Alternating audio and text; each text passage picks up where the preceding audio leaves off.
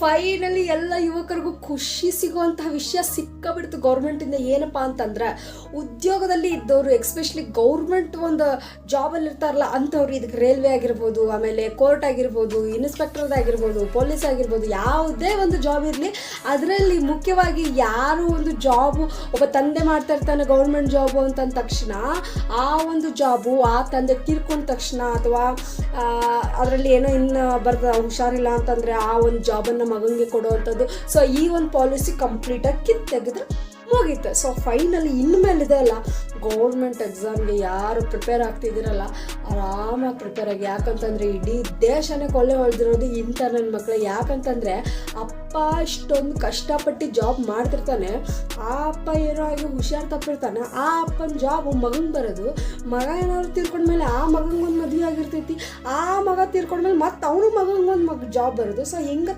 ತಲಾಂತರದಿಂದ ಒಂದು ಅಪ್ಪಂದು ಆಸ್ತಿ ಇರ್ತೈತಲ್ಲ, ಆ ಥರ ಹಂಚ್ಕೊಂಡು ಬಂದ ಬರಾಕತ್ತೈತಿದೆ. ಸೊ ಇದಕ್ಕೆ ಫೈನಲಿ ಫುಲ್ ಸ್ಟಾಪ್ ಇಟ್ಟೈತಿ ನಮ್ಮ ಗೌರ್ಮೆಂಟ್. ಇದಂತೂ ಕೇಳಿ ಭಾಳ ಖುಷಿ ಆಯ್ತು. ಯಾಕಪ್ಪ ಅಂತಂದ್ರೆ ಎಷ್ಟೆಲ್ಲ ಗೌರ್ಮೆಂಟ್ ಜಾಬ್ ಇರೋಂಗಿಲ್ಲ ಎಂತಹ ಯುವಕರಿಗೆ, ಯೂತ್ಸಿಗೆ, ಅವರು ಎಷ್ಟು ಓದಿದ್ರು ಈ ಅಪ್ಪನ ಜಾಬ್ ತೊಗೊಂಡು ಅಂತಹ ಮಕ್ಕಳೇ ಹೆಚ್ಚಾಗಿ ಕೂತ್ಕೊಂಡಿರ್ತಾರಲ್ಲಿ. ಆ ಜಾಬು ಈ ಜಾಬು, ಅನುಕಂಪದ ಮೇಲೆ ಜಾಬು, ಆಮೇಲೆ ಅಪ್ಪ ಹುಷಾರಿಲ್ಲ ಡೆತ್ ಆದರು, ಸೊ ಅವ್ರ ಸಂಬಂಧ ಜಾಬು. ಸೊ ಒಂದು ತಂದೆ ಡೆತ್ ಆಗ್ಯಾರೋ ಅವ್ರಿಗಂತ ಹೇಳಿ ಸ್ವಲ್ಪ ಅಮೌಂಟ್ ಕೊಡೋದ್ರಲ್ಲಿ ನ್ಯಾಯ ಐತೆ, ಅದನ್ನು ಕೊಡ್ತೀನಿ ಅಂದಾರ. ಆದರೆ ಈ ಜಾಬ್ ಅನ್ನೋ ವಿಷಯದೊಳಗೆ ನೀವು ಏನೇ ಮಾಡಿರಿ ನಿಮ್ಮ ತಂದೆ ಜಾಬನ್ನು ಇನ್ಮೇಲೆ ಕೊಡೋ ಅಧಿಕಾರ ಇಲ್ಲ, ಸೊ ಕೊಡೋ ಹಕ್ಕಿಲ್ಲ ಅಂಥೇಳಿ ಕಂಪ್ಲೀಟಾಗಿ ಆ ಜಾಬ್ ಸಿಸ್ಟಮನ್ನು ತೆಗೆದು ಹಾಕಿದ್ದಾರೆ. ಸೊ ರಿಯಲಿ ಫೈನಲಿ ಹೇಳ್ಬೇಕಂತಂದರೆ ಕಷ್ಟಪಟ್ಟು ಓದ್ತಾ ಇರೋರ್ಗಂತೂ ಗುಡ್ ನ್ಯೂಸ್ ಅಂತಾನೆ ಹೇಳ್ಬೋದಪ್ಪ.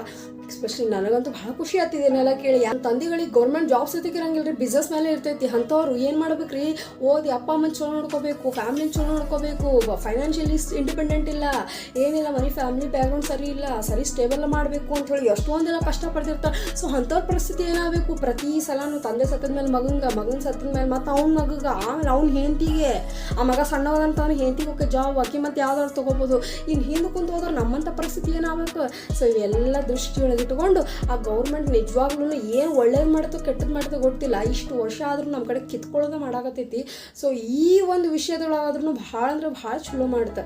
ಅದೇ ಹೇಳಿದ್ರೆ ಏನಂತಂದ್ರೆ ಗೊತ್ತಾರ, ಗೌರ್ಮೆಂಟ್ ಅವರು ನೀವು ಇನ್ಮೇಲೆ ಏನೇ ಒಂದು ಜಾಬ್ ಮಾಡಿರಿ, ಅದು ಗೌರ್ಮೆಂಟ್ ಜಾಬ್ ಆಗಿಲ್ಲ, ಅದು ಸ್ಕೂಲ್ ಆಗಲಿ, ಕಾನೂನು ಆಗಲಿ, ಆಮೇಲೆ ಹೈಕೋರ್ಟ್ ಆಗಲಿ, ಈ ಥರ ಒಂದು ಲಾಯರ್ ವ್ಯವಸ್ಥೆಗಳಿರ್ತಾವಲ್ಲ, ಗೌರ್ಮೆಂಟ್ ಅಪ್ರೂವಲ್ ಏನೇನು ಇರ್ತಾವಲ್ಲ, ಅವು ಯಾವೂ ಕೂಡ ಇನ್ಮೇಲೆ ನಾವು ಸತ್ರು ನಿಮಗೆ ಬರೋದಿಲ್ರಿ ಅಂತೇಳಿ ಕುಲ್ಲ ಹೇಳಿಬಿಟ್ಟಿದ್ದಾರೆ. ನಿಜವಾಗ್ಲೂ ಇದು ಕೇಳಿ ಕಿವಿ ಭಾಳ ತಂಪಾತು ನೋಡಿ. ಯಾಕಂತಂದ್ರೆ ಇಂತಹ ಒಂದು ಕಾನೂನು ಯಾವತ್ತೋ ಬರಬೇಕಿತ್ತು.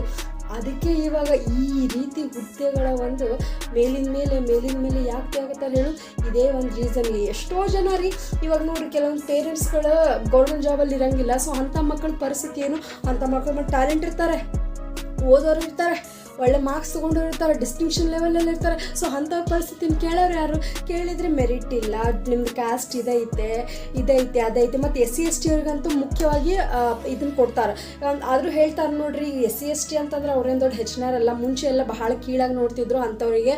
ಸೊ ಅವ್ರಿಗೆ ಜಾಬ್ ಕೊಡ್ತಿದ್ರು, ಅದೊಂದು ಮಾತು ಒಂದು ಓಕೆ ಐತ್ರಿ. ಆದರೆ ಈಗ ಹೆಂಗೆ ಆಗತ್ತೈತಪ್ಪ ಅಂತಂದ್ರೆ SC/ST ಮಂದಿನ ಭಾಳ ಅಪರ್ಚುನಿಟಿ ತೊಗೊಳ್ಳಿ ಬ್ಯಾಡ್ ಅನ್ನೋಂಗಿಲ್ಲ. ಆದರೆ ಸಮಾನತೆ ಹಕ್ಕು ಅಂತ ಅಷ್ಟು ಹರ್ಕೊಂತಾರೆ ಗಂಡ್ಲಾನ. ಆ ಸಮಾನತೆ ಕೆಲವ್ರಿಗೂ ಇದ್ರೆ ಭಾಳ ಚಲೋಕೈತಿ. ಯಾಕಂತಂದ್ರೆ ಕೆಲವು ಮಂದಿ ನೋಡಿದ್ರೆ ಅನಿಸ್ತೈತ್ರಿ, ಇಷ್ಟೆಲ್ಲ ಓದಿದ್ರು ಪಾಪ ಜಾಬ್ ಇಲ್ಲ ಅಂತ ಹೇಳಿ. ಸೊ ನಿಜವಾಗ್ಲೂ ಕೇಳಿದ್ರೆ ಭಾಳ ಬೇಜಾರಾಗತ್ತೆ. ಯಾಕಂದ್ರೆ ಅವ್ರ ಮನೆ ಬ್ಯಾಕ್ಗ್ರೌಂಡು ಹಂಗಿರ್ತೈತಿ. ಹಳ್ಳ್ಯಾಗ ಕೆಲಸ ಮಾಡ್ತಿರ್ತಾರೆ, ಓದಿರ್ತಾರೆ, ಅವ್ರಿಗೆ ಆಸೆ ಇರ್ತೈತಿ ನಾನು ಚಲೋ ತಂಗ ಓದಿ ಒಂದು ಜಾಬ್ ಹಿಡಿಬೇಕಂತ ಹೇಳಿಬಿಟ್ಟು. ಇನ್ನು ಕೆಲವೊಂದು ಕಡೆ HK ನಾನ್ HK ಅಂತ ಇರ್ತಾವೆ, ಅದರಲ್ಲೂ ಕೆಲವೊಂದು ಜಾಬ್ಗಳು ಇಷ್ಟ ಮಂದಿಗೆ ಇರ್ತಾರೆ, ಮತ್ತು ಅದ್ರಾಗ ಮತ್ತು ಹೊಳಪಾಸ್ ರೊಕ್ಕ ತೊಗೊಂಡು ಒಳಗೆ ಹಾಕೋ ಮಂದಿ. ಸೊ ಇಂಥವೆಲ್ಲ ಜನಗಳ ನಡುವೆ, ಇಂಥ ಒಂದೆಲ್ಲ ಮಾತುಕತೆಯ ನಡುವೆ ನಿಜವಾಗ್ಲೂ ಗೌರ್ಮೆಂಟ್ ಭಾಳ ಚಲೋ ಒಂದು ವ್ಯವಸ್ಥೆ ಮಾಡೈತೆ ಅಂತೇಳಿ ಹೇಳ್ಬೋದು.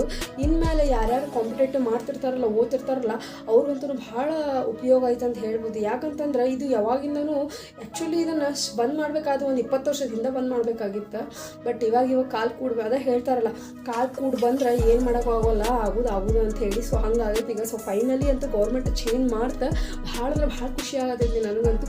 ನಿಮಗೂ ಖುಷಿ ಆಗತೈತಿ ಅಂದ್ರೆ ಒಂದು ಕಮೆಂಟ್ ಮಾಡಿ. So thank you so much everyone.